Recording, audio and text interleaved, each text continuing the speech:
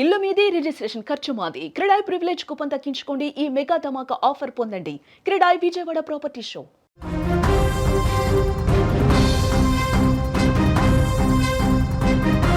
ఇంటి owners be alert. మీ చుట్టూ ఉండే వ్యక్తులు, మీ ఇంట్లో ఉండే వాళ్ళు మంచి వాళ్ళని నమ్మి మోసపోకండి.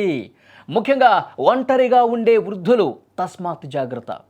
మేము ఇలా అనడానికి హైదరాబాదులో మల్లాపూర్ బాబానగర్లో జరిగిన ఘటనే కారణం. హైదరాబాద్లోని మల్లాపూర్ బాబానగర్ ప్రాంతంలో ఓ వృద్ధురాలి దారుణ హత్య స్థానికంగా కలకలం రేపింది. ఈ నెల 18న వృద్ధురాలు సుజాత మిస్సింగ్ కేసును పోలీసులు ఛేదించారు. ఈ కేసులో వెలుగు చూసినటువంటి నిజాలు చూసి పోలీసులు షాక్ అయ్యారు. కాకిలే కలవరపాటుకు గురయ్యారు. ఇందులో ఉన్నటువంటి నిజాలు చూసి మల్లాపూర్ బాబానగర్ ప్రాంతంలో సుజాత అనే వృద్ధురాలు ఒంటరిగా నివసిస్తోంది. మీరు స్క్రీన్ మీద ఆమె ఫోటో కూడా చూడొచ్చు. కోనసీమ జిల్లా పేరవలి మండలం కొత్తపల్లికి చెందిన ఎం అంజిబాబు అనే క్యాబ్ డ్రైవర్ సుజాత ఇంట్లో అద్దెకి దిగాడు. ఈ నేపథ్యంలో యజమానురాలి బంగారు నగల మీద అంజిబాబు కనుబడింది. సుజాత ఒంటరిగా ఉండటాన్ని ఆసరాగా తీసుకుని నగలు కొట్టేయాలని ప్లాన్ చేశాడు. ఇందులో భాగంగా ఎవరూ లేని సమయంలో సుజాతను హత్య చేసి నగలు దొంగలించాడు. డిసెంబర్ 24వ తారీఖున సుజాత సోదరి ఆమె ఇంటికి వచ్చింది. సుజాత కనిపించకపోవడంతో ఆందోళనకు గురైన సోదరి పోలీసులు కంప్లైంట్ చేసింది. పోలీసులు వెంటనే మిస్సింగ్ కేసు నమోదు చేసుకుని దర్యాప్తు చేపట్టినటువంటి పరిస్థితుంది. ఒకసారి మీరు స్క్రీన్ మీద సీసీ కెమెరాలో రికార్డ్ అయినటువంటి దృశ్యాలు కూడా చూడొచ్చు. ఆ అంజిబాబు అక్కడ ఇంటి సమీపంలో నడుచుకుంటూ వెళుతున్నటువంటి దృశ్యాలు కూడా కనిపిస్తున్నాయి. అక్కడ ఒక లగేజ్ బ్యాగ్, ఒక సూట్ కేసు లాంటిది, ట్రావెల్ బ్యాగ్ ఏదైతుందో దాన్ని తీసుకుని వెళ్తున్నాడు చూడండి. అందులో ఏముందో తెలుసా? ఆమెను హత్య చేసి, ఆ వృద్ధురాలని హత్య చేసి ఆ సూట్ కేసులో కుక్కి తీసుకెళ్తున్నటువంటి దృశ్యాలు. సుజాత ఇంట్లో అద్దెకుండే అంజిబాబు పోలీసుల ఇన్వెస్టిగేషన్లో బయటపడింది. నేను చెప్తున్నాను, అంజిబాబు కూడా కనిపించలేదు. ఈమె కనిపించలేదని చెప్పి ఆమె సోదరు ఎప్పుడైతే కంప్లైంట్ చేసిందో ఈ అంజిబాబు కూడా ఇంట్లో అద్దెకున్నట్టుగా అతను కూడా కనిపించట్లేదు. వెంటనే పోలీసులకు అనుమానం ఇచ్చింది. అనుమానం వచ్చి పోలీసులు ఇన్వెస్టిగేట్ చేస్తే మొత్తం కూడా బయటకు వచ్చింది. ఆమెని హత్య చేసి ఆ సూట్ కేసులో కుక్కి అతను గోదావరి జిల్లాలో కూడా తీసుకెళ్ళి గోదావరిలో పడేశాడంట. ఎంత దుర్మార్గం చూడండి. పోలీసుల ఇన్వెస్టిగేషన్లో దగ్గరలో ఉన్న సీసీ ఫుటేజ్ కూడా పరిశీలిస్తే ఇది వెలుగులోకి వచ్చింది. చూడండి ఎంత దుర్మార్గంగా మనుషులు తయారైపోతున్నారు చూడండి. చాలా చాలా దారుణమైనటువంటి విషయం. నమ్మి అరే అద్దెకు అడుగుతున్నాడు కదా అని చెప్పి అద్దెకి ఇస్తే కొన్ని రోజులు మంచిగా నటించి ఈమె ఒంటరిగా ఉంటుంది, వృద్ధురాలు, ఈమెకి సాయంగా ఎవరూ కూడా లేరని చెప్పి ఉద్దేశంతో బంగారు నగల మీద, సొమ్ము మీద ఆయన కన్నుబడి ఇంత దుర్మార్గానికి తెగబడ్డాడు.